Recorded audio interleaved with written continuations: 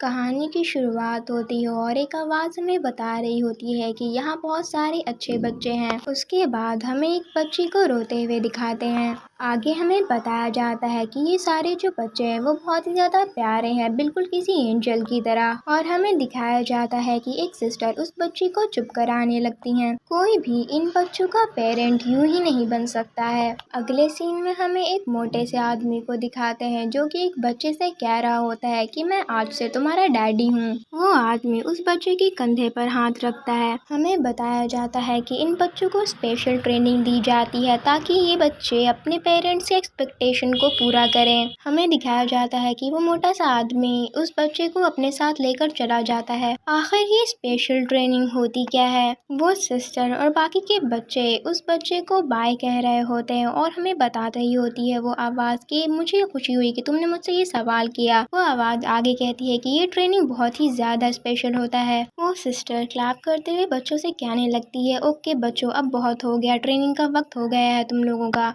वो सारे बच्चे अपनी ट्रेनिंग के लिए अपने इक्विपमेंट्स निकाल लेते हैं। वो सिस्टर उस रोने वाले बच्चे से कहने लगती है, एली तुमने ज़्यादा रो दिया, इतना भी नहीं रोना था तुम्हें। वो सिस्टर बहुत ही ज़्यादा सीरियस फेस बनाकर उस बच्ची से कहती है कि अगर तुम्हारा ऐसे ही चलता रहा तो तुम कुछ भी हासिल नहीं कर पाओगी। वो बच्ची अपने नाक को साफ करते हुए कहने लगती है कि हाँ मैं समझ गई सिस्टर रचेल। उसके बाद हमें उस फादर को दिखाया जाता है जो कि हमें ये सारी बातें बता रहा होता है। वो कह रहे होते हैं कि गिफ्टेड चिल्ड्रन के लिए ये एक बहुत ही ज़्यादा स्पेशल प्रोग्राम है। वो आगे कह रहे होते हैं कि इन बच्चों को एक वेपन की तरह तैयार किया गया है, जैसे ही वो चलना सीखते हैं तभी से। वो आगे कहते हैं कि इन्हें बेस्ट इंस्ट्रक्टर्स के द्वारा ट्रेनिंग दी जाती है।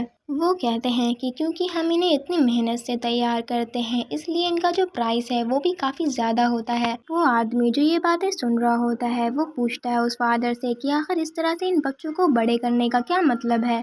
ये सुनकर वो फादर कहने लगते हैं कि तुम इन्हें किसी कंप्यूटर मशीन की तरह समझ सकते हो। हमें उसी बच्चे को दिखाया जाता है जो कि उस आदमी के साथ कार में होता है और जो फादर होते हैं वो कह रहे होते हैं उनका पर्पस उनका बायर डिसाइड करता है जो उन्हें खरीदता है। हमें दिखाया जाता है कि वो आदमी उस बच्चे को एक फोटो दिखा रहा होता है और कह रहा होता है कि इस पिक्चर को तुम याद कर लो, ये पर्सन तुम्हारा टारगेट है। उस बच्चे की आंखों में उस आदमी का फोटो दिखाया जाता है और हमें बताया जा रहा होता है, वो फादर बता रहे होते हैं क्योंकि ये इतने ज़्यादा डेंजरस है इसलिए हमने काफ़ी सारे सेफ्टी मेजर्स भी रखे हैं। ऐसे रूल जो कि इन बच्चों के दिमाग में इनके बचपन से फिट किए जाते हैं जिन्हें तोड़ना नामुमकिन है। वो फादर बताते हैं कि हम इन रूल्स को कमांडमेंट्स कहते हैं। हमें बच्चों को दिखाया जाता है जिनको स्क्रीन पे कुछ दिखाया जा रहा होता है। ऐसे 3 रूल है जो कि बच्चों के दिमाग में बचपन से डाले जाते हैं। वो फादर आगे बताते हैं कि ये 3 रूल इसलिए बनाए गए हैं ताकि जो बच्चे हैं वो अपने बायर यानी कि अपने पेरेंट के लिए आज्ञाकारी रहें। वो फादर उस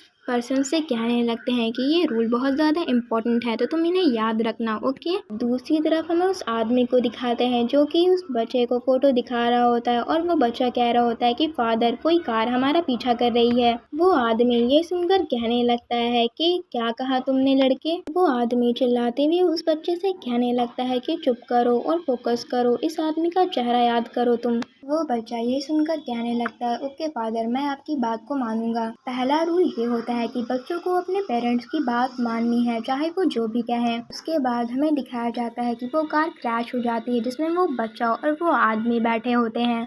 वो बच्चा बच जाता है और उसकी आंखों से पूरा खून गिर रहा होता है और वो अपने जो उसका जो पेरेंट होता है जिसने उसे खरीदा होता है उसे मरा हुआ देख रहा होता है। दूसरा रूल ये होता है कि पेरेंट्स की परमिशन के बगैर पावर का इस्तेमाल नहीं किया जा सकता है। वो बच्चा उस इंसान के पल्सेस चेक करने लगता है कि वो जिंदा है या मर गया। दूसरी तरफ हमें दिखाया जाता है कि गाड़ी में से कुछ लोग गन लेकर बाहर निकलते हैं। वो लोग गन लेकर उस आदमी और उस बच्चे की ओर बढ़ रहे होते हैं। वो बच्चा चिल्लाते हुए रो रहा होता है। वो बच्चा रोते हुए कह रहा होता है कि कोई मेरे डैड की हेल्प करो, मेरे डैड सांस नहीं ले पा रहे हैं। दूसरी तरफ गन वाला एक आदमी कहने लगता है कि हमें तो किसी ने नहीं बताया था कि यहाँ इस गाड़ी में एक बच्चा भी है। वहाँ पे एक आदमी उस बच्चे को वहाँ से बाहर निकालने के बारे में कह रहा होता है तो दूसरा आदमी कहता है नहीं ऐसा मत करो, तुम ऐसा करने के बारे में सोचना भी नहीं। पीछे वाला बंदा कहने लगता है कि वो तो सिर्फ एक बच्चा है, हम उसे कहीं जाकर फेंक देंगे। फिर हमें दिखाया जाता है कि उस बच्चे की आंखों से आंसू गिर रहे होते हैं और वहाँ पे जो आदमी रहता है वहाँ पे बैठा होता है और हमें तीसरा रूल बताया जाता है। हमें बताया जाता है कि तीसरा रूल ही सबसे ज्यादा इम्पोर्टेंट है। वो आदमी उस बच्चे से कहता है, ओए बच्चे इधर सुनो। वो आदमी कहने लगता है कि हम बड़े लोगों के अपने प्रॉब्लम्स होते हैं। तभी हमें दिखाया जाता है कि उस बच्चे ने मुक्के से उस आदमी का मुंह तोड़ दिया होता है और उस आदमी के मुंह से खून गिर रहा होता है। तीसरा रूल के बारे में बताया जाता है कि पेरेंट्स की सेफ्टी में अगर कोई भी मुश्किल आए तो दोनों रूल को भूल जाओ और पेरेंट्स को प्रोटेक्ट करो। हमें दिखाया जाता है कि उस आदमी के मुंह से खून गिर रहा होता है और उस बच्चे ने गन को छीन लिया होता है। दूसरा आदमी उस आदमी को देख रहा होता है जो कि ऑलमोस्ट अनकॉन्शियस हो चुका होता है। वो बच्चा उस आदमी के हाथों के बीच से गन निकालता है। वो गन की मदद से सामने वाले आदमी को भी मार देता है और उस आदमी के मुंह से भी खून निकलने लगता है। सीन शिफ्ट होता है और हमें वहाँ के फादर को दिखाया जाता है जो कि उस सामने वाले आदमी से कह रहे होते हैं, क्या आपको नहीं लगता ये बच्चे काफी ज्यादा वेल बिहेव्ड और बहुत अच्छे बच्चे हैं। उसके बाद हमें उस फादर की क्रीपी सी स्माइल दिखाई जाती है और वो सामने वाले आदमी से पूछने लगते हैं, तो क्या आप इनमें से किसी बच्चे को खरीदना चाहेंगे। वो आदमी उस फादर को कुछ कहता है जो कि हमें नहीं दिखाया जाता है। आगे हमें दिखाया जाता है कि वो फादर कहने लगते हैं कि मुझे माफ कर दीजिए। वो बुक में देखते हुए ये बात कह रहे होते हैं। वो कह रहे होते हैं कि मुझे माफ कर दीजिए, आप इस बच्चे को नहीं खरीद सकते हैं। वो उस फाइल को अपने ड्रॉर में रखते हुए कहने लगते हैं कि मुझे माफ कर दीजिए, वैसे ये बच्चा काफी अच्छा बच्चा था हमारे इंस्टीट्यूशन का। वो फादर कहने लगते हैं कि हमारे इंस्टीट्यूशन का सबसे बेस्ट चाइल्ड था ये, जो कि हमने प्रोड्यूस किया था। इसे हमने बहुत ही जबरदस्त तरीके से ट्रेनिंग दी थी। ये बच्चा वही बच्चा होता है जिसने उन 2 लोगों को मारा होता है गन से। वो फादर आगे कहने लगते हैं कि मुझे पर्सनली भी ये बच्चा काफी ज्यादा पसंद था, लेकिन फिर हमने इसे खो दिया। सच कहूँ तो हमने इसे खोया नहीं, बस ये कहीं गायब हो गया। हम आज तक इसे ढूंढने की कोशिश कर रहे हैं। वो फादर डेस्क पर अपना मुक्का मारते हैं। वो फादर कहते हैं कि ये बच्चा अपने पेरेंट के बगैर पावरलेस है, जिसकी वजह से हमें इसे ढूंढना मुश्किल हो रहा है। उसके बाद हमें एक लड़के को रोड क्रॉस करता हुआ दिखाते हैं। पीछे से फादर कह रहे होते हैं कि वो नॉर्मल बच्चों की तरह घुल मिलकर आम लोगों के साथ रह रहा होगा। उसके बाद हमें दिखाया जाता है कि अचानक ही उस लड़के को कोई एक मुक्का मारता है। मुक्का मारने के बाद वो व्हाइट हुडी वाला पर्सन कहने लगता है कि अच्छा मुक्का मारा मैंने ना तुम्हें।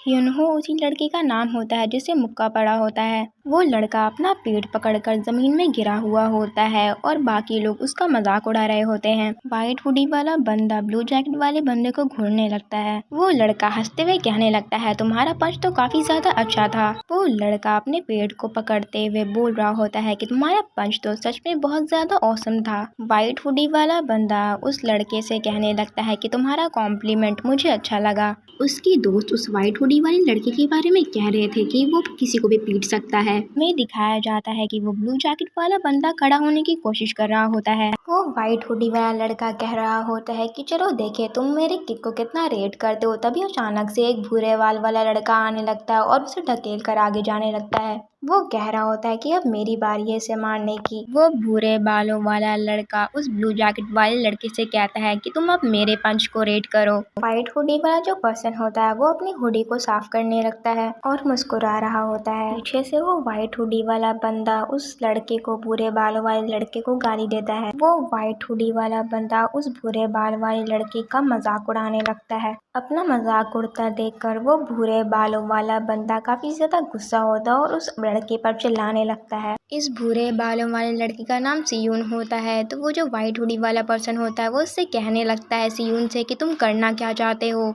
ये बोलकर वो सियून को एक जोर का थप्पड़ मार देता है। वो व्हाइट हुडी वाला पर्सन कहने लगता है कि तुम बीच में घुसे इसलिए मैंने तुम्हें ये चाटा मारा। वो आगे कहता है कि मेरे मसलों के बीच में अगर कोई घुसता है तो मुझे बहुत गुस्सा आता है, तुम समझ गए ना। सियून अपने गुस्से को कंट्रोल करके उस व्हाइट हुडी वाले पर्सन से कहता है कि तुम्हारा थप्पड़ तो काफी ज्यादा अच्छा था, मेरा जबड़ा टूट के नीचे गिरने वाला था, मैं इसे 10 में से 11 दूंगा। सियून जोसेफ से यानी कि उस व्हाइट हुडी वाले पर्सन से कहता है कि मुझे हमेशा से पता था कि तुम बाकी लोगों से काफी ज्यादा डिफरेंट हो, पता नहीं तुम्हें अमेरिका में क्या क्या सिखाया गया था। सियून आगे कहता है कि पक्का तुम्हारा वेट काफी ज्यादा होगा। जोसेफ ये सब सुनकर मुस्कुरा रहा होता है। जोसेफ सियून से कहता है कि ओए बेवकूफ, जाओ तुम मेरे लिए एक पैकेट सिगरेट लेकर आओ। सियून कहता है ठीक है, मैं तुम्हारे लिए मेंथोल फ्लेवर वाला लाऊंगा ना। तो वो कहता है हाँ मेंथोल फ्लेवर वाला लाना। जोसेफ के जाने के बाद सियून कहने लगता है कि ये आज बहुत ज्यादा लकी था जोसेफ, वरना मैं तो इसे जान से ही मार डालता। सियोन ह्यूनहो से आगे कहने लगता है, लेकिन ये कितना काबिल बनता है अपने आप को ये जोसेफ, क्योंकि बस ये अब्रॉड में रहा है इसीलिए सिर्फ। दूसरी तरफ ह्यूनहो चुपचाप से सियोन की बातें सुन रहा होता है। सियोन ह्यूनहो से कहता है कि तुमने उसे कुछ कहा क्यों नहीं।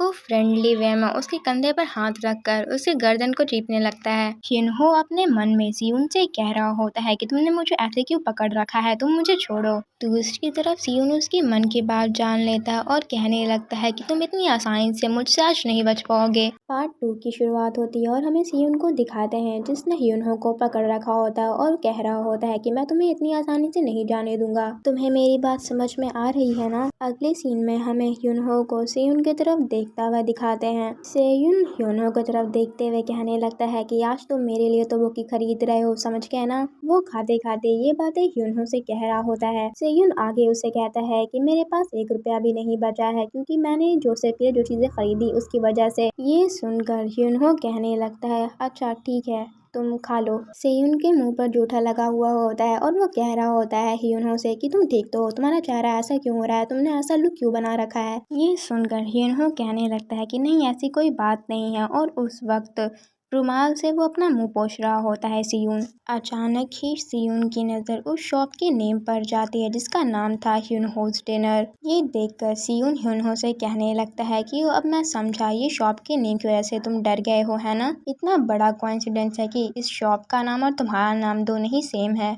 ह्यूनहो ये सुनकर सियोन को बताता है कि ये शॉप उसकी मॉम की है और उसकी मॉम इस शॉप को चलाती हैं। उसके बाद हमें ह्यूनहो की मॉम को दिखाया जाता है जो कि ह्यूनहो और सियोन के लिए कुछ खाने के लिए ला रही होती हैं। ह्यूनहो की मॉम सियोन को देखकर कहती हैं कि तुम पक्का ह्यूनहो की दोस्त होगे, मैं तुम लोगों के लिए फिश केक लाई हूँ, तुम इसको एंजॉय करो। सियोन फिश केक को अपने मुंह में डालते हुए कहने लगता है कि ओ ये प्लेस, ये शॉप जो है ये तुम्हारी मॉम रन करती हैं। अब मुझे समझ में आया कि इस जगह का नाम ह्यूनहो डिनर क्यों है। दूसरी तरफ ह्यूनहो थोड़ा घबराया हुआ लग रहा होता है। सियोन की इस बात पे ह्यूनहो कहता है कि हाँ तुम सही समझे। ह्यूनहो अपने मन में सोच रहा होता है कि मैंने इस शॉप की बात को सीक्रेट रखा था अभी तक, लेकिन इस लड़के को ये बात क्यों पता चली, किसे ये बात क्यों पता चली। दूसरी तरफ सियोन उस फिश केक को काफी ज्यादा एंजॉय करते हुए खा रहा होता है। सियोन कह रहा होता है कि फिश केक बहुत ही ज्यादा डिलीशियस है। दूसरी तरफ ह्यूनहो सोच रहा होता है कहीं ये मेरी मॉम के साथ कुछ गलत करने के बारे में तो नहीं सोच रहा है ना।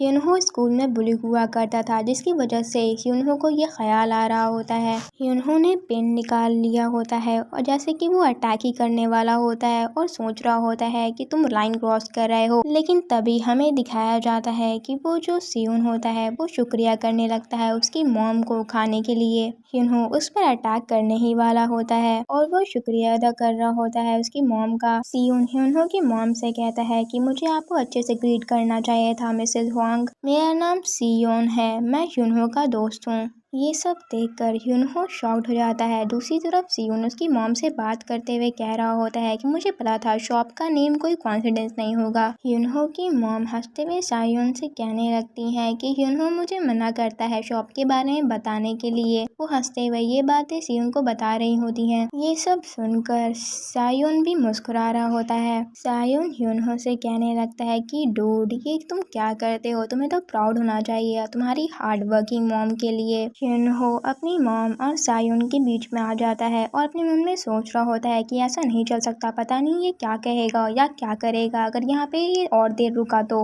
ह्यूनहो अपनी मॉम से कहने लगता है कि मॉम हमें जाना होगा, हमारे दोस्त हमारा वेट कर रहे हैं। ह्यूनहो की मॉम सियोन के लिए कुछ पैक करने लगती हैं। ह्यूनहो की मॉम ने कुछ खाने की चीजें सियोन के लिए पैक कर दी होती हैं और सियोन से पूछ रही होती हैं कि वहाँ कितने दोस्त होंगे तुम्हारे सियोन। ह्यूनहो की मॉम सियोन से कहने लगती है मैंने तुम्हारे लिए कुछ फ्राइज और कुछ तुबुकी पैक कर दी हैं, तुम उन्हें अपने दोस्तों के साथ शेयर करके खाना, ठीक है। ये सब सुनकर ह्यूनहो अपनी मॉम से कहने लगता है कि मॉम आपको ये सब करने की कोई ज़रूरत नहीं है। दूसरी तरफ सियोन खुश होते हुए ह्यूनहो की मॉम से कहता है कि मिसेस हुआंग क्या ये सब फ्री में है। मिसेस हुआंग ये सुनकर कहती हैं ऑफ कोर्स डियर, वैसे भी ये सब वेस्ट ही हो जाने वाला था। सियोन मिसेस हुआंग की बात सुनकर कहता है कि मिसेस हुआंग क्या आप श्योर हैं कि आप मुझे इतना सारा खाना दे सकती हैं, ये सुनकर मिसेस हुआंग कहती हैं ऑफ कोर्स डियर। दूसरी तरफ यूनहो अपने मन में कह रहा होता है कि please stop mom, please stop. Mrs Huang मुस्कुराते हुए सायुन से कहने लगती हैं कि यूनहो का कोई भी दोस्त मेरे बेटे जैसा है।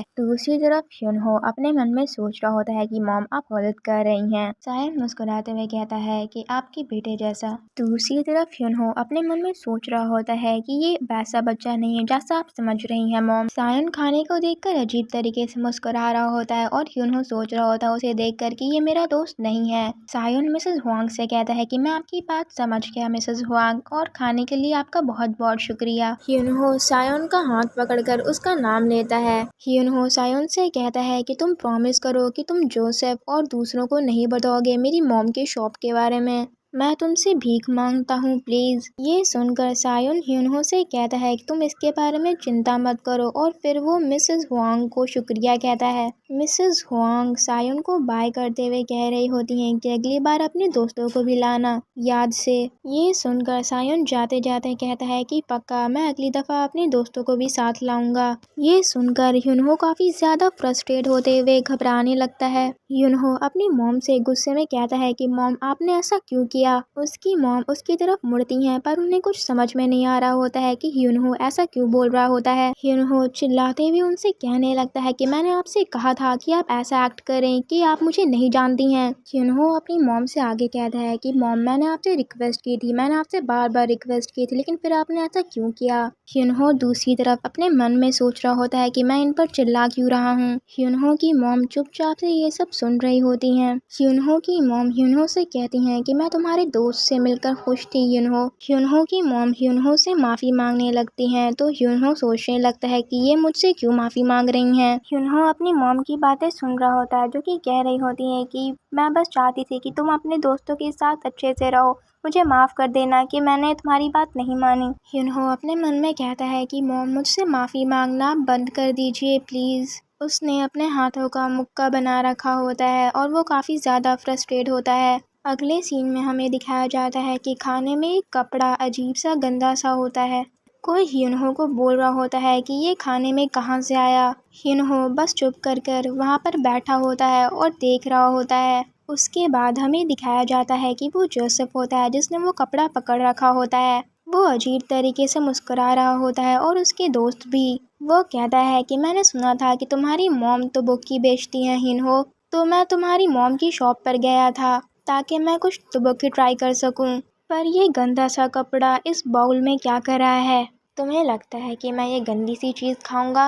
ये कहकर जोसेफ यूनहो के मुंह पर वो गंदा सा कपड़ा मार देता है। जोसेफ आगे यूनहो से कहता है कि मुझे लगता है अब तो मुझे तुम्हारी शॉप से रिफंड मिलने वाला है। जोसेफ आगे कहता है कि तुम ही मुझे पैसे वापस कर दो वरना फिर तो मुझे तुम्हारी मॉम के पास जाकर पैसे लेने पड़ेंगे। ये कह कर के मैं यूनहो का दोस्त हूँ मिसेस हुआंग। यूनहो अपने मन में सायोन के बारे में सोच रहा होता है कि मैंने तुमसे भीख मांगा था कि ये बात किसी को नहीं बताना। यूनहो को लग रहा होता है कि जोसेफ को ये सारी बातें सायोन ने बताई है।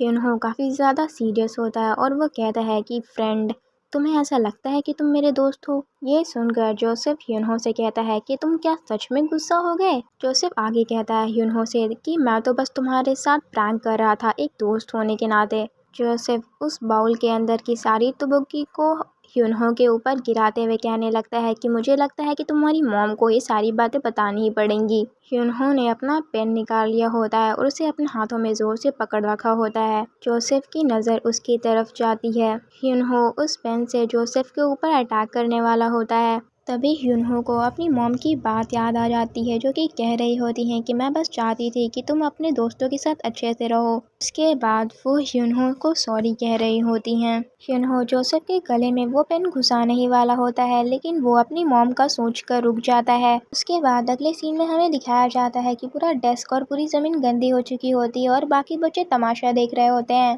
जोसेफ यूनहो से पूछने लगता है कि ये सब क्या था। जोसेफ गुस्से में लाल हो रहा होता और कह रहा होता है कि तुम क्या करने की कोशिश कर रहे थे। जोसेफ गुस्से में डेस्क पर बहुत जोर से हाथ पटकता है। अगले सीन में हमें दिखाया जाता है कि सायन यूनहो के क्लास में आया होता है और उसे ढूंढ रहा होता है। क्लास का नज़ारा देखकर सायन बहुत ही ज़्यादा शॉक्ड हो जाता है।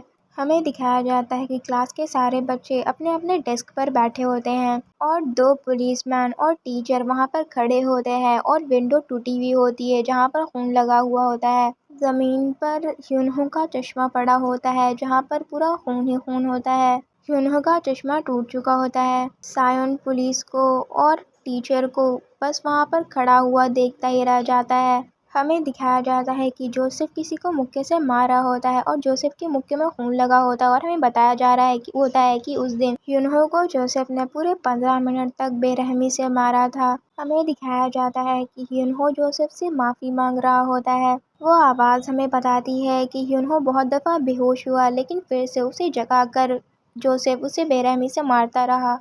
ह्यूनहो उससे माफ़ी मांगता रहा लेकिन जोसेफ ने उसे मारना बंद नहीं किया और किसी ने भी ह्यूनहो की मदद नहीं की। हमें ह्यूनहो का फेस दिखाया जाता है जो कि पूरी तरीके से बर्बाद हो चुका होता है। उसके बाद जोसेफ ने ह्यूनहो को खिड़की से बाहर फेंक दिया होता है। पार्ट 4 की शुरुआत होती है और हेडमास्टर बोल रहे होते हैं कि ये सब हुए हुए 5 साल हो चुके हैं। ये बात 5 साल पहले की बात होती है। वो आगे बोल रहे होते हैं कि वो हार मान चुके होते हैं कि सायोन उन्हें कभी वापस मिलेगा भी या नहीं, लेकिन वो मुझे मिल गया और वो ये कह के हंस रहे होते हैं। वो गॉड का शुक्रिया अदा करते हुए कह रहे होते हैं कि परछाई में एक रोशनी की किरण मुझे मिल गई जिसकी वजह से वो बच्चा मुझे वापस मिल गया। वो हेडमास्टर सिस्टर से कहते हैं कि हमें उसे जल्द से जल्द वापस लाना पड़ेगा चाहे जो भी करना पड़े। आप समझ गई ना सिस्टर रचेल? सिस्टर रचेल ये सुनकर कहती हैं कि हाँ मैं समझ गई हेडमास्टर, मैं इस काम पर लग जाती हूँ। सिस्टर रचेल रेडी होते हुए कहती हैं कि अगर कोई मसला होगा तो मैं उसे ज़बरदस्ती उठा कर ले आऊँगी।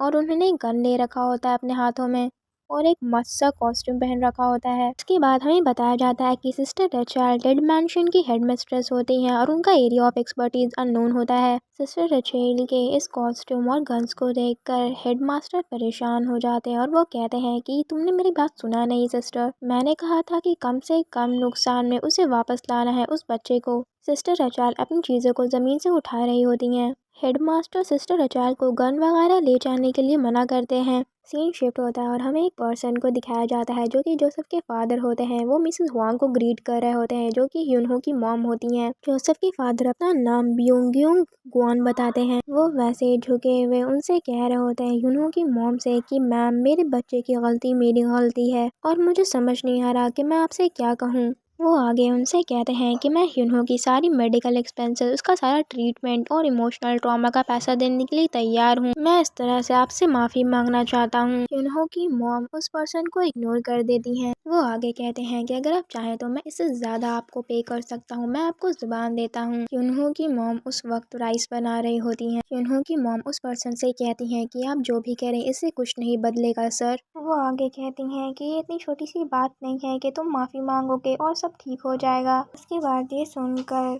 जोसेफ के फादर उठते हुए कहने लगते हैं अच्छा तो तुम मेरी बात नहीं मानोगी। वो पर्सन कहता है ठीक है मैं समझ गया, गुड बाय मैडम। ये सुनकर ह्यूनहो की मॉम उससे चिल्लाते हुए कहती हैं क्या तुम्हें बस इतना ही कहना था। वो आदमी हैंकी से अपने मुंह पर हाथ रखते हुए कहता है। वो आदमी आगे कहता है कि मुझे अपने काम को अच्छे तरीके से करने की आदत है, लेकिन क्योंकि आपको सेटलमेंट करने में कोई इंटरेस्ट नहीं है इसीलिए मैं आपके साथ एक सेकंड भी बर्बाद नहीं कर सकता। वो आदमी आगे कहता है कि मेरे पास ऑप्शंस की कोई कमी नहीं है। ये कहकर वो अपनी कार की तरफ जाने लगता है और वो क्रीपी सी तरीके से कहता है कि और इन सब चीज़ों में मैं तो वैसे भी एक्सपर्ट हूँ। वो कार से जाते जाते कहने लगता है अरे मेरी नाक तो नंब हो गई है, वो धूल मिट्टी वहाँ कितनी गंदी जगह थी जहाँ वो औरत काम कर रही थी। वो उस पर्सन से कहता है जिसने उसका गेट खोला था कि उस जगह को तोड़ करके वहाँ पे कॉमर्शियल कॉम्प्लेक्स बनाना पड़ेगा। वो ये ऑर्डर उस पर्सन को देता है। वो आगे उस पर्सन से पूछता है कि उस बच्ची का क्या हुआ। ये सुनकर वो ड्राइवर कहता है कि सेक्रेटरी ओ इस काम में लगे हुए हैं, जब उनका काम हो जाएगा तो वो हमें इन्फॉर्म कर देंगे।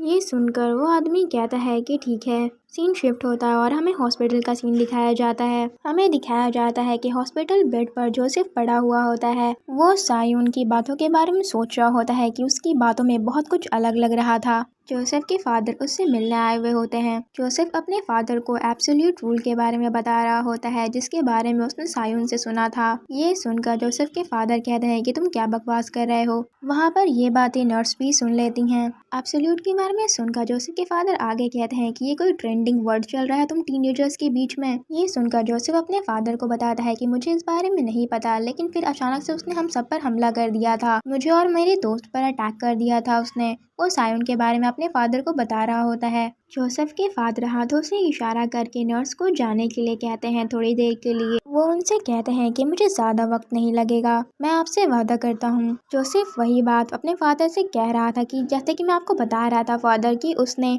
तभी अचानक ही उसके फादर जोर का चांटा मार देते हैं उसे एक थप्पड़ मारने के बाद उसके फादर उससे कहते हैं कि जोसेफ तुम्हें पता है मुझे क्या बात सबसे ज्यादा बुरी लगी। वो आगे कहते हैं कि मुझे कोई फर्क नहीं पड़ता कि तुमने उन बच्चों को बुली किया या उनमें से कोई परेशान होकर बिल्डिंग से कूद गया। मुझे गुस्सा इस बात पर आ रहा है मेरे बेटे कि तुमने अपना काम पूरा नहीं किया। अगर तुमने उसके पीछे जाने का सोचा था अपने टूल्स और अपने वेपन्स लेकर, तो तुम्हें ये बात पता होनी चाहिए थी कि कभी काम अधूरा नहीं छोड़ते, और यही है बिजनेस 101। मुझे देखो और मुझसे सीखो मेरे बेटे कि कैसे असली दुनिया चलती है। अगले सीन में हमें दिखाया जाता है कि सायन मुक्का खा रहा होता है और उसकी कोई पिटाई कर रहा होता है। वो पर्सन सायन को जोर से लात से मारता है जिसकी वजह से वो नीचे जाकर गिर जाता है। वहाँ पर 3 लोग होते हैं जो उसकी पिटाई कर रहे होते हैं। उनकी पिटाई होता हुआ देख सायन उनसे पूछता है कि मिस्टर आपका मसला क्या है।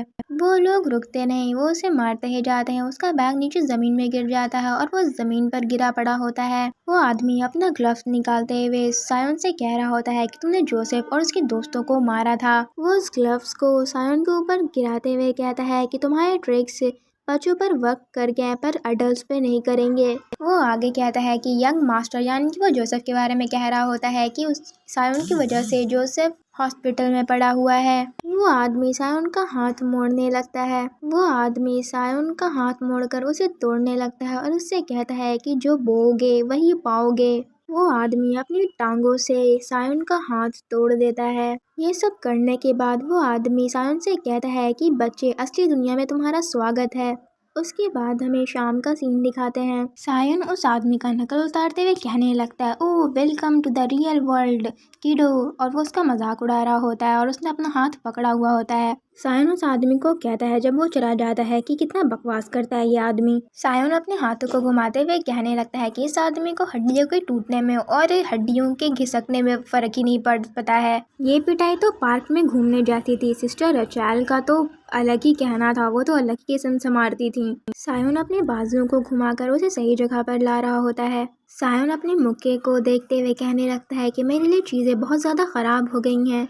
बिना कमांड के मैं तो फाइट भी नहीं कर सकता उन 3 बेवकूफ रूल्स की वजह से। सायन अपना बैग उठाकर वहाँ से जाने लगता है, लेकिन कोई लेडी उसे जाते हुए देख लेती हैं। वो सायन को उसके नाम से पुकारती हैं।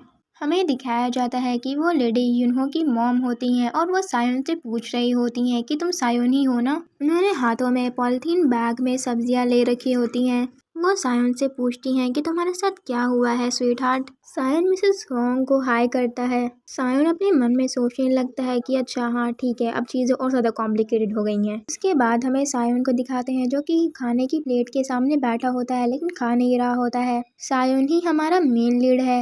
यूनहो की मॉम और खाना लेकर आती हैं सायन के लिए और उससे कहती है कि शर्माने की ज़रूरत नहीं है सायन, तुम खा सकते हो। हमें दिखाया जाता है कि सायन की आंखें छोटी और नीली हो चुकी होती हैं और वो सोच रहा होता है कि ईट अप कमांड रजिस्टर्ड। यूनहो बहुत जल्दी सारा खाना खाने लगता है और सोच रहा होता है जैसे कि मैंने एक्सपेक्ट किया था, मैं यूनहो की मॉम को अपनी मॉम अपना पेरेंट समझने लगा हूँ। वो किसी भुक्कड़ की तरह बस खा ही जा रहा होता है। यूनहो की मॉम ये देखकर उससे कहती हैं कि तुम अटक जाओगे अगर तुम इस तरह से खाते रहे इतनी जल्दी से पानी पियो। ये सुनकर सायन ढेर सारा पानी जो कि हमारा मेन लीड है वो पीने लगता है और कहता है यस मैम। वो बॉटल का सारा पानी पीकर ख़त्म कर देता है और उसे टेबल पे पटक देता है। हमारे मेन लीड का पेट फुल हो चुका होता है और वो गुब्बारे जैसा लग रहा होता है। वो मील के लिए शुक्रिया करता है यूनहो की मॉम को। यूनहो की मॉम सुशी को पीसेस में काट रही होती हैं और वो हमारे मेन लीड से कहती हैं कि तुम्हें इतने दिनों बाद देखकर मुझे काफ़ी खुशी हुई। सायन यूनहो की मॉम से पूछता है क्या वो ठीक है, वो यूनहो के बारे में पूछ रहा होता है। ये सुनकर यूनहो की मॉम कहती हैं तुम यूनहो का पूछ रहे हो ना, हाँ वो पहले से ठीक है। वो हमारे मेन लीड को बताते हैं कि सर्जरी ठीक सी हो गई, अभी डॉक्टर ने कहा है कुछ टाइम के लिए उसे मॉनिटर पर रखने के लिए। वो सायन से आगे कहती हैं कि तुम्हें तो पता है मेरा बच्चा बहुत ज़्यादा स्ट्रॉन्ग है, तुम तो ये बात जानते हो। वो कहती हैं यूनहो अब ये अपनी मुश्किल घड़ी से गुजर रहा है, लेकिन मुझे पता है वो इस चीज़ को टैकल कर लेगा। उसके बाद हमें हॉस्पिटल बेड पर पड़े हुए यूनहो को दिखाते हैं, जिसकी हालत बहुत ही ज़्यादा ख़राब होती है।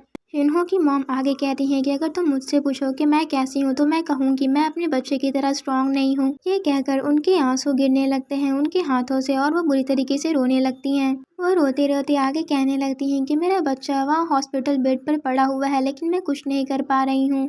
वो कहती हैं खुदा ही जानता है कि मैं उन लोगों को किस तरह से बर्बाद करना चाहती हूँ, और वो बहुत ज़्यादा रो रही होती हैं। यूनहो की मॉम बहुत ही ज़्यादा बुरी तरीके से रोने लगती हैं और कहती हैं मैं उस लड़के के बाप को मार डालना चाहती हूँ, उसे चीर डालना चाहती हूँ। जिस तरह से उन लोगों ने मेरे दिल के टुकड़े टुकड़े किए हैं, मैं भी उन्हें उसी तरह से कर देना चाहती हूँ। वो अपने हाथों को रोते रोते सुशी पर पटक देती हैं। हमें दिखाया जाता है कि सायन यूनहो की मॉम की बातें सारी सुन रहा होता है और उन्हें रोते हुए देख रहा होता है। हमें दिखाया जाता है कि वो लड़की पीछे मुड़कर सायन को देख रही होती हैं और उससे माफ़ी मांग रही होती है कि तुम्हें ये सब सुनना पड़ा। वो उससे माफ़ी मांगते हुए कहने लगते हैं कि मुझे तुमसे ये सारी बातें नहीं करनी चाहिए। यूनहो की मॉम जब पीछे मुड़कर देखती हैं तो वहाँ पर हमारा मेन लीड यानी कि सायन नहीं होता है। प्लेट्स टेबल पर वैसे ही पड़े हुए होते हैं। उसके बाद हमें ब्योंगयू कंस्ट्रक्शन नाम के एक कंपनी को दिखाते हैं, जो कि जोसेफ के फादर की कंपनी होती है। पार्ट 3 की शुरुआत होती है और हमें एक प्लेस को दिखाया जाता है जहाँ पर नो एंट्री लिखी हुई होती है और कोई पर्सन कह रहा होता है कि मेरे पास एक ब्रिलियंट आइडिया है। वो पर्सन जोसेफ होता है। वो सिगरेट पीते हुए अपने दोस्तों से कह रहा होता है यूनहो के बारे में कि तुम बोल देना कि तुम लोगों ने ज़्यादा ज़ोर से उसे ढकेल दिया, जिसकी वजह से वो नीचे गिर गया था। तुम्हें मेरी बात समझ में आ गई है ना? ये सुनकर जोसेफ के फ्रेंड बोलने लगते हैं कि हमने तो कुछ किया ही नहीं था। जोसेफ एक पेपर को टेबल पे रखते हुए कहने लगता है कि तुम लोग ऐसा नहीं कहो, वैसे मैंने अपने डैड से बात कर ली है। कोरिया में एक लॉ है जिसका नाम जुवेनाइल एक्ट है। वो सिगरेट फूंकते हुए कहने लगता है कि ये एक्ट मुझ पर काम नहीं करेगा, क्योंकि मैं पहले 1 साल वहाँ जाकर रह चुका हूँ। मैं तो बस तुम लोगों से एक फेवर मांग रहा हूँ। वो अपने एक फ्रेंड से कहने लगता है कि तुम खुद को पुलिस के हवाले कर दो और कहना उनसे कि तुमने उस लूज़र को ज़्यादा ज़ोर से पुश कर दिया होता है। ये लूज़र यूनहो को बोल रहा होता है, तुम बात को समझ गए हो ना? जोसेफ का फ्रेंड उससे कहता है कि मैंने इस लॉ के बारे में सुना है, लेकिन मैंने ये भी सुना है कि इस वजह से मुझे जेल भी हो सकती है। ये सुनकर जोसेफ अपने फ्रेंड के कंधों पर हाथ रखता हुआ उससे कहता है कि तुम परेशान मत हो, मेरे पास इसका भी एक बहुत ही अच्छा सॉल्यूशन है। जोसेफ का फ्रेंड जोसेफ को देख रहा होता है और जोसेफ उससे कह रहा होता है कि तुम्हें तो अभी तक किसी ने जेल में नहीं डाला है ना, और अगर तुम्हें जेल में डालने वाला जिंदा ही ना बचे फिर? वो मुस्कुराते हुए ये बात अपने दोस्त से कह रहा होता है, फिर तो कोई मसला नहीं होगा, है ना? जोसेफ अपने दोस्तों से कहता है तुम लोग बस एक ऑफेंडर हो गए। ये सुनकर उसके दोस्त कहते हैं लेकिन जोसेफ, ये सुनकर जोसेफ उनसे कहता है कि मैं तुमसे ये सब फ्री में करने को थोड़े ही कह रहा हूँ। वो अपने सारे दोस्तों को इसके बारे में बोल रहा होता है कि अगर तुमने मेरी मदद की मैं तुम में से हर पर्सन को 10 मिलियन वॉन दूंगा। ज़मीन में हर तरफ पैसे गिरे हुए होते हैं और जोसेफ अपने दोस्तों से पूछ रहा होता है कि तुम में से किसे पता है कि यूनहो कहाँ रहता है। अगले सीन में हमें यूनहो की मॉम को दिखाते हैं जिनकी आंखों से आंसू गिर रहा होता है। वो घर के कोने में बैठी हुई होती हैं और वहाँ पर चीजें गिरी हुई होती हैं। उसके बाद हमें एक अपार्टमेंट को दिखाया जाता है। जोसेफ और उसके दोस्तों ने मास्क लगा रखा होता है। जोसेफ अपने दोस्त से फ्लोर के बारे में पूछता है कि ये कौन सा फ्लोर है, तो उसका दोस्त कहता है कि ये 5th फ्लोर है।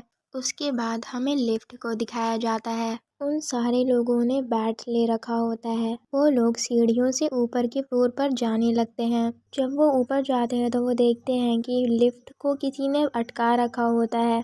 जोसेफ ये देखकर कहता है कि ये सब क्या हो रहा है, और फिर हमें एक हुडी वाले पर्सन को दिखाया जाता है। वो पर्सन जोसेफ से कह रहा होता है कि तुम्हें इतनी देर क्यों लग गई। वो पर्सन सीढ़ियों पर बैठकर जोसेफ का इंतज़ार कर रहा होता है। हमें दिखाया जाता है कि वो पर्सन सायन होता है। सायन जोसेफ से कहता है कि मैं तो थक ही गया था तुम्हारा इंतज़ार करते करते। जोसेफ सायन से पूछने लगता है कि तुम यहाँ क्या कर रहे हो। जोसेफ का दोस्त सायन से बोलने लगता है कि अच्छा हुआ तुम यहाँ हो, हम कुछ और भी टूल्स लेकर आए हैं, कुछ और बैट्स लेकर आए हैं, तुम उन्हें ले सकते हो। ये सुनकर सायन स्टेयर्स पर से खड़ा होकर कहने लगता है कि मेरे पास तुम लोगों के लिए 2 सवाल है। तुम्हें यूनहो की मॉम के शॉप के बारे में कैसे पता चला? सायन जोसेफ से कहता है कि वो जगह उसकी सीक्रेट स्पॉट थी जोसेफ अपना मास्क हटाते हुए सायोन से कहता है कि ओ तुम उसके बारे में पूछ रहे हो। अगले सीन में हमें सायोन को बच्चों के साथ दिखाया जाता है जिनके साथ वो तबूकी शेयर करके खा रहा होता है। जोसेफ सायोन से कह रहा होता है कि जब तुम स्मोक लेकर नहीं आए थे तब मैं तुम्हें ढूंढने के लिए निकल गया था और मैंने देखा कि तुम पड़ोसियों के बच्चों के साथ खा रहे थे। पर दुख की बात यह है कि मैंने यूनहो को उसकी मॉम के साथ देख लिया था और वो अपनी मॉम के साथ लड़ रहा था। ये सब सुनकर सायोन कहने लगता है ओ तो ये सब मेरी गलती की वजह से हुआ और वो सीढ़ियों से नीचे आने लगता है। सायोन जोसेफ से कहता है कि अब तुम मेरा दूसरा सवाल सुनो। मुझे इस सवाल का सीधा सीधा जवाब चाहिए तो सोचकर जवाब देना। तुम लोग यहाँ इतनी रात को क्या कर रहे हो? ये सुनकर जोसेफ कहता है कि हमें देखकर तुम्हें समझ नहीं आ रहा कि हम यहाँ क्यों आए हैं। उसके बाद जोसेफ आगे कहता है कि हम मिसेस हुआंग को देखने आए हैं कि हम लोग पर केस ठोकने के बाद वो क्या कर रही हैं। वो लोग सारे स्टेयर्स पर खड़े हुए होते हैं। जोसेफ मुस्कुराता हुआ सायोन से कहने लगता है वैसे तुम्हारी टाइमिंग अच्छी है, आजकल मैं तुमसे काफ़ी ज़्यादा परेशान हो गया था। तुम मेरे लिए बहुत सारे मसले क्रिएट कर रहे थे। उसके बाद हमें पास्ट का सीन दिखाया जाता है जहाँ पे सायोन धक्का देकर जोसेफ से आगे निकल गया होता है। जोसेफ आगे कहता है क्या मैं तुम्हें बेवकूफ़ दिखता हूँ जिसे कुछ समझ में ना आए? तुम मिडिल मैन बनकर उनको प्रोटेक्ट कर रहे थे पूरे टाइम। उसके बाद हमें फ्लैशबैक का सीन दिखाया जाता है जहाँ पे जोसेफ ने हमारे सायोन के मुंह पर मारा होता है, तब का सीन। जोसेफ गुस्से में हंसते हुए कहता है कि तुम्हें लग रहा था कि मैं कोई बेवकूफ़ हूँ जिसको कुछ समझ में नहीं आता है, तुम मुझे पूरे टाइम बेवकूफ़ समझ रहे थे। सायोन फायर एक्सटिंग्विशर उठाते हुए जोसेफ से कहता है कि शुक्रिया, मुझे बस यही सुनना था। उसके बाद जोसेफ उस रॉड से सायोन को मारने के लिए आगे बढ़ता है। सायोन फायर एक्सटिंग्विशर को खोलता हुआ जोसेफ से कहता है कि मुझे सीधा सीधा जवाब देने के लिए शुक्रिया जोसेफ। सायोन जोसेफ को घूरता हुआ उससे कहता है कि मुझे तुम पर शक था लेकिन मुझे कंफर्म करना था इससे पहले कि मैं कोई फैसला लूँ। वो फायर एक्सटिंग्विशर को ओपन करते हुए जोसेफ के मुंह पर मार देता है। जोसेफ अपने दोस्तों से कहता है जो कि नीचे स्टेयर्स पर होते हैं कि तुम लोग वहाँ पर क्या कर रहे हो, ऊपर आओ। जोसेफ ने अपना मुंह कवर कर रखा होता है हाथों से। अगले सीन में सायोन फायर एक्सटिंग्विशर को उनमें से एक बंदे पर फेंक कर मार देता है। जोसेफ का वो फ्रेंड जोसेफ के ऊपर गिरता है। जोसेफ अपने उस फ्रेंड को धक्का देकर अपने ऊपर से हटाता और कहता है कि यूजलेस, यहाँ से हटो। हमें सब धुंधला धुंधला सा दिखाया जाता है जहाँ पर सायोन उन बंदों से फाइट कर रहा होता है। सायोन इस बार दूसरे फायर एक्सटिंग्विशर से जोसेफ पर अटैक करता है लेकिन जोसेफ उसे रॉड से रोक लेता है। सायोन ने फायर एक्सटिंग्विशर को जोसेफ के पैरों पर मार दिया होता है। दर्द के मारे जोसेफ का मुंह बन जाता है। जोसेफ चिल्लाते हुए सीढ़ियों से गिरते हुए कहने लगता है नहीं नहीं, तुमने तो मेरा पैर तोड़ दिया। सायोन सीढ़ियों से नीचे आते हुए जोसेफ से कहने लगता है कि तुम्हारी बीच की उंगलियां चकनाचूर हो गई होंगी। हमें दिखाया जाता है कि जोसेफ के पैरों से खून गिर रहा होता है और सायोन उससे कह रहा होता है कि तुम अब कभी भी चल नहीं पाओगे जोसेफ। जोसेफ चिल्लाते हुए सायोन से पूछने लगता है कि क्यों क्यों तुम मेरे साथ ऐसा कर रहे हो। ये सुनकर सायोन अपने हुडी के कैप को नीचे करते हुए कहने लगता है हमारे अंदर 3 तरह के रूल फिट किए गए हैं।